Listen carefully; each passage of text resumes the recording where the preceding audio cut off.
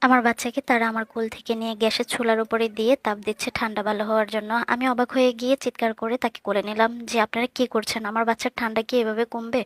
তখন টান দিয়ে আমি যখন কোলে নিলাম দেখলাম আমার বাচ্চার ঘাড় ভেঙে গিয়েছে। আমি তো ওইখানেই কেমন যেন হয়ে গিয়েছি। আমার সাথে আমার হাসব্যান্ডের পরিচয় হয় মোবাইলে, ফেসবুকে হাই হ্যালোর মাধ্যমেই আমাদের দুজনের সম্পর্ক হয়। কিছুদিন আমরা এভাবে সম্পর্ক চালিয়ে যাই। সম্পর্কের এক পর্যায়ে আমরা দেখা করি। দেখা করার পর থেকে আমরা দুজন দুজনকে খুব ভালোবেসে ফেলেছি। ৩ বছরের রিলেশনে ছিলাম। অনেকবার দেখা করেছি। এক পর্যায়ে ফ্যামিলির সবাই জেনে যায়। ও আমাকে ছাড়া বাঁচবে না, আমিও তাকে ছাড়া বাঁচব না। শেষমেশ ২০১৯ সালে এক কাপড়ে বাসা থেকে বের হয়ে চলে আসি। ওর মা আমার সাথে কথা বলেছে। ওর মাকে সবকিছু বলেছি। ওর মা আমার সম্পর্কে সব জানতেন। ওর মা আমার সাথে কথা বলেছেন, "তোমাদের কিছু লাগবে না, তুমি আসলেই হবে।" তো আমি কি আর করব? আমি আমার ভালোবাসার মানুষের হাত ধরে চলে এসেছি এবং তার পরিবারে এসে হাজির হয়েছি। তার ফ্যামিলির সাথে আমার যোগাযোগ আগে থেকে ছিল। কিন্তু আমি আমার ফ্যামিলির নিজের সাথে যোগাযোগ করার চেষ্টা করিনি। এভাবে কেটে গেল, হঠাৎ করে আমি কনসেপ্ট করে যাই। আমার ফ্যামিলির সাথে আমি আস্তে, আস্তে যোগাযোগ করার চেষ্টা করেছি। ওরা আমার সাথে রাগারাগি করে যোগাযোগ করল না। আমি যখন কনসেপ্ট করেছি শুনেছে, তখন আমার মা, বোন, ভাই সবাই খুব খুশি হয়েছে। তখন আমার ৩ মাস চলতেছে। সবাই মিলে আমাকে দেখতে আসছে। তখন পর্যন্ত আমার শ্বশুরবাড়িতে এবং আমার জামাইয়ের সাথে আমার সবকিছু খুব সুন্দর চলছে। তারা সবাই আমার সাথে খুব ভালো ব্যবহার করতেছিল। যখন আমার বাচ্চাটা ভূমিষ্ঠ হইল, তখন থেকেই আমার সাথে আমার শাশুড়ির সাথে একটু, একটু বাড়াবাড়ি লাগতে শুরু করলো। আমার বাপের বাড়ি থেকে এটা দেয় নাই, ওটা দেয় নাই। এগুলো নিয়ে আমার জামাইও আমাকে প্রেশার দিতে থাকে। বাচ্চা হলে কি, কি দিতে হয় এগুলো নিয়ে আমার বাচ্চাকে নিয়ে কেন দিচ্ছে না, এটা দিচ্ছে না, ওইটা দিচ্ছে না বলে ঝামেলা করত।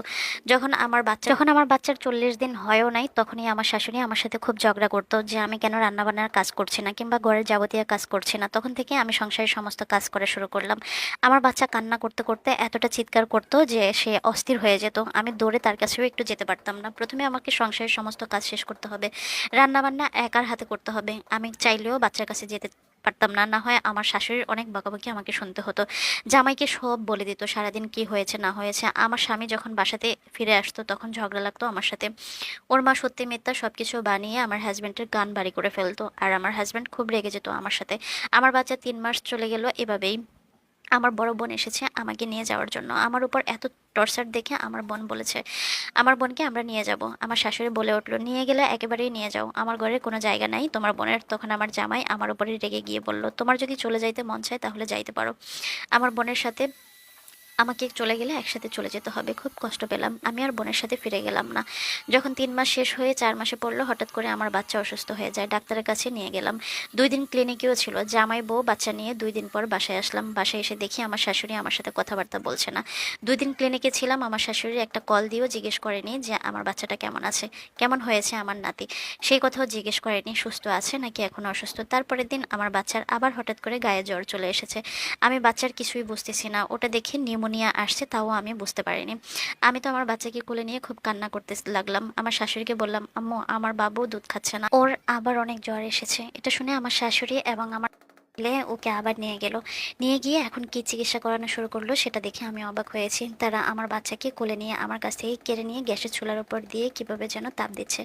যে আমার বাচ্চার ভিতরে যে ঠান্ডা আছে সেই ঠান্ডা কাটানোর জন্য। আমি যখন দেখলাম তাকে গ্যাসের চুলার উপরে দিয়ে তাপ দিচ্ছে, তখন আমি চিৎকার দিয়ে আমার বাচ্চাকে আমার কোলে নিয়ে নিলাম যে, "আপনারা এটা কি করছেন?" অনেকটা ধাক্কা মেরেই আমি আমার বাচ্চাকে কোলে নিয়েছিলাম যে এটা কেমন চিকিৎসা, এটা কেমনভাবে আমার বাচ্চাকে কষ্ট দেওয়া হচ্ছে। যখন আমি আমার বাচ্চাকে কোলে নিয়ে আমি ওই রুম থেকে বের হয়ে যাচ্ছি, তখন দেখলাম যে আমার বাচ্চার হঠাৎই গাঁটটা ভেঙে গেল। গাঁড় ভেঙে যাওয়াতে এটা দেখে আমি চিৎকার করে উঠলাম যে, "আমার বাচ্চাকে আপনারা কি করেছেন যে আমার বাচ্চার গাঁড় ভেঙে গিয়েছে?" আমি চিৎকার করে কান্না শুরু করেছি। আমার কান্নাকাটি দেখে তারা বলতে শুরু করেছে, "তাড়াতাড়ি বোরকা গায়ে দাও, ওকে ডাক্তারের কাছে নিয়ে যেতে হবে।" আমি তাড়াতাড়ি বোরকা গায়ে দিয়ে ডাক্তারের কাছে রওনা দিলাম। আমার বাচ্চাটা পথেই মারা গেল। আমার জামাই তখন কালেকশনে ছিল। আমি তাকে ফোন দিলাম যে আমাদের বাচ্চা মারা গিয়েছে। আমার হাসব্যান্ড সাথে সাথেই চলে এসেছে। ওর একটা বিজনেস ছিল। সে গাড়ি নিয়ে রওনা দিয়েছে। আমি তাকে সবকিছু খুলে বললাম। ততক্ষণে আমার সব শেষ হয়ে গেছে। সব দোষ আমার গাড়ির উপরেই আসছে। আমি নাকি কষ্ট পাইছি, বাচ্চা হারাইছি। এখানে শেষ না। আমি নাকি আমার বাচ্চার মৃত্যুর জন্য দায়ী। আমি যখন বাচ্চার সুখে কান্নাকাটি করতে লাগলাম, আমার শাশুড়ি আমাকে বলতেছে, "নাটক করিও না। ১১ দিন আমি রান্না করি নাই, কথাও বলি নাই কারো সাথে। এটা এখন আমার দোষ হয়েছে। আমি ১১ দিন বাচ্চার জন্য শোক করেছি। এটা নাকি আমার কাছে নাটক ছিল। এই ১১ দিন আমার শাশুড়ি আমাকে রান্না করে খাইয়েছে।" আমার জামাই সবকিছু দেখেও কিছু প্রতিবাদ করতো না। কারণ ও বলতো, "আমাকে, আমি বড় ঘরের বড় ছেলে। আমি তোমাকেও কিছু বলতে পারবো না, আমার মাকেও কিছু বলতে পারবো না।" এটা বলে চুপ চুপ থাকতো। একদিন আমি আমাদের বাড়িতে চলে গেলাম। ১ মাস ছিলাম না। ১ মাসে আমার জামাই অন্য মেয়েদের সাথে রিলেশনে জড়ায়। সেটা আমি বুঝতে পারি নাই। হঠাৎ করে একদিন আমি তার ফোন চেক করে দেখলাম অনেকগুলো মেয়ে। তারপর জিজ্ঞেস করলাম, "তুমি এগুলা কেন করো? কেন করতেছো এগুলা?" তারপর সে আমার জীবনের অনেক কিছু চোখে দেখিয়েও না দেখার ভান করে পরপর অনেকগুলো মেয়ের সাথে আমার বাসায়ও সে এসে থেকেছে এবং তাদের সাথে খারাপ সম্পর্কও হয়েছে। তাদের অনেক ভিডিও আমি দেখেছি। আমি নিজেকে বিশ্বাস করতে পারি না। সবকিছু হজম করেছি শুধু সংসারটা টিকিয়ে রাখার জন্য। একদিকে বাচ্চা হারানোর শোক, অন্যদিকে সংসার তছনছ হয়ে যাচ্ছে। একদিকে শ্বশুর শাশুড়ির নির্যাতন, একদিকে বাপ মায়ের মুখ চুনকালি মেরে চলে আসছি ওনার হাত ধরে। এক পর্যায়ে আমি এখন নিঃস্ব। অনেকবার নিজেকে শেষ করতে গিয়েছি কিন্তু করতে পারিনি। সেই যে পরকীয়ায় লিপ্ত হয়েছে আমার হাজব্যান্ড, এখনো পর্যন্ত আমি তাকে ভালো পথে আনতে পারিনি। একাধিক মেয়ের সাথে রিলেশন করে, আমি ধরে ফেললেই আমাকে খুব মারধর করে। আমি কিছু বললেই বলে 10,000 মেয়ের সাথে রিলেশন করব, তোর যদি থাকতে মন চায় থাক, থাকতে না ইচ্ছে হলে চলে যা। ছোটবেলায় বাবাকে হারাই ফেলেছি, মা অনেকটাই বৃদ্ধ, ভাইয়ারা বিয়ে করে ফেলেছে। আমার বোনও এখন শ্বশুরবাড়ি ছেড়ে বাপের বাড়িতে চলে এসেছে। তার সংসারটাও সুখের হয়নি, যার কারণে আমি ফিরে যেতে পারছি না। না হয় সমাজ আঙ্গুল দিয়ে বলবে আমরা বোনেরাই খারাপ কিংবা আমরা মেয়েরাই খারাপ, যার কারণে এখনো যুদ্ধ করে লড়াই করে টিকে আছি। জানি না কতদিন এভাবে টিকে থাকতে পারবো। আমার স্বামী এখন সম্পূর্ণ পরকীয়ায় আসক্ত, আর শাশুড়ি আমাকে প্রতিনিয়তই নির্যাতন করছে। সবশেষে আমি এই নিষ্ঠুর পৃথিবীতে নিষ্ঠুরভাবে আমার সন্তান হারিয়েছি। এটার বিচার আমি কাকে দিব? কারণ আমার স্বামীও এখন আমার থেকে চোখ ফিরিয়ে নিয়েছে।